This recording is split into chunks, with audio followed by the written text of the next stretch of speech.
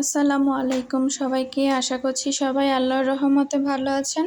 তো আজকে চলে এসেছি নতুন একটি ভিডিও নিয়ে। তো সবাই প্লিজ আমার পেজটাকে ফলো করে দিবেন। আশা করছি সবাই পাশেই থাকবেন। তো এখানে এই যে মাছগুলো ভাজা করে নিচ্ছি, আর এখানে কিন্তু আমি নিয়েছি পাঙাশ মাছ। আর এখন কিন্তু আমাদের মধ্যবিত্তদের জন্য পাঙাশ মাছই জাতীয় মাছ। তো পাঙাশ মাছই আমাদের ফ্যামিলিতে বেশি খাওয়া হয়। আরিশ-ফারিশ ওর বাবা কিন্তু পাঙাশ মাছটা খুব বেশি পছন্দ করে, ওই জন্য ওইটাই খাওয়া হয় বেশি। অন্য মাছও আনা হয়, বাট বেশি পাঙাশ মাছটাই খাওয়া হয়। তো মাছটা কিন্তু আমি ভেজে উঠিয়ে নিয়েছি। তো এই যে পাঙাশ মাছ থেকে অনেকটা তেল এসেছে। তো আমি এখন এটাতে পেঁয়াজ কুচি দিয়ে পেঁয়াজ কুচিটাকে হালকা ভাজা করে নিব। আর আজকে কিন্তু আলু দিয়ে পাঙাশ মাছ দিয়ে ঝোল রান্না করব, খুব নর্মাল রান্না। তো এইভাবে আলু দিয়ে পাঙাশ মাছের ঝোল কিন্তু খুবই ভালো লাগে। তো এই যে পেঁয়াজটা হালকা ভাজা হয়ে গিয়েছে, তো এখন আমি এখানে কেটে রাখা আলুগুলো দিয়ে দিলাম। তো এখন আলুটা পেঁয়াজের সাথে একটু হলুদ আর লবণ দিয়ে আমি একটু ভাজা করে নিব।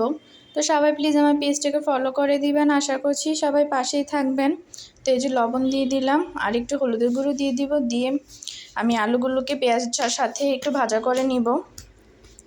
আর আমি এখানে রান্না বসিয়েছি, আর আরেশ্বর বাবা এই যে বাজার থেকে বড় বড় 4টা শোল মাছ নিয়ে আসছে। আর মাছ কিন্তু আজকে কাটাই আনে নাই, ওনার মেয়েকে নাকি দেখাবে জীবিত মাছ, তো নিয়ে আসছে। আর আমি তো মাছ এভাবে কাটতেও পারি না ভালো করে।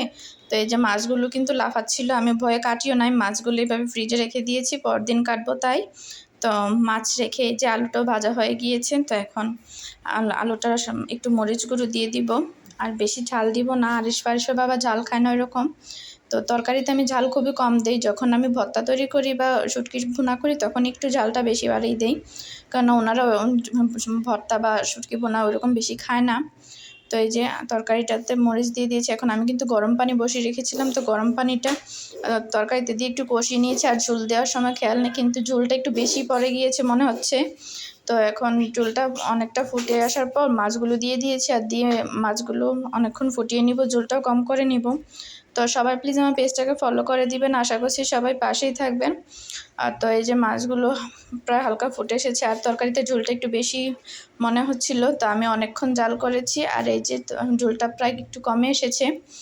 তো তরকারিটা প্রায় রান্না হয়ে গিয়েছে। তো এখন আমি এখানে একটু শুটকি ভুনা করে নিব। আর শুটকি ভুনা না হলে ভালোও লাগে না খেতে।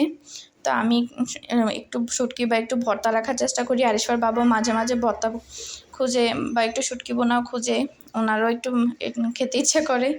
তো এখানে আজকে আমি একটু শুটকি ভুনা করবো। তো পেঁয়াজটা আমি ভাজা করে নিয়েছি, আর এখন পেঁয়াজে আমি শুটকিগুলো দিয়ে দিব। আজকে কিন্তু শুটকিটা তেলের মধ্যে প্রথমে ভাজি নাই, শুটকিটা ধুয়ে পেঁয়াজের সাথে একটু ভাজা করে নিয়ে তারপর রান্না করব। আর সবাই প্লিজ আমার পেজটাকে ফলো করে দিবেন। আশা করছি সবাই পাশে থাকবেন। তো এই যে পেঁয়াজ আর শুটকিটা ভাজা হয়ে গিয়েছে হালকা। তো এখন এখানে একটু লবণ, একটু হলুদের গুঁড়ো আর একটু পরিমাণে বেশি করে মরিচের গুঁড়ো দিয়ে দিলাম, ওইরকম বেশিও না। তো এই যে দিয়ে এখন আমি নাড়িয়ে শুটকিটাকে একটু কষিয়ে নিয়েছি। তো এখন একটু ঝোল দিয়ে শুটকিটাকে আমি রান্না করে নিব, বেশি ঝোল দিব না, এইভাবে শুটকি ছোটো তো সিদ্ধ হয়ে যাবে খুব তাড়াতাড়ি। তো এই যে শুটকিটা হালকা প্রায় হয়ে গিয়েছে। তো শুটকি ভুনাটা কালারটাও খুব সুন্দর আসছে। তো সবাই প্লিজ আমার পেজটাকে ফলো করে দিবেন। আশা করছি সবাই পাশেই থাকবেন।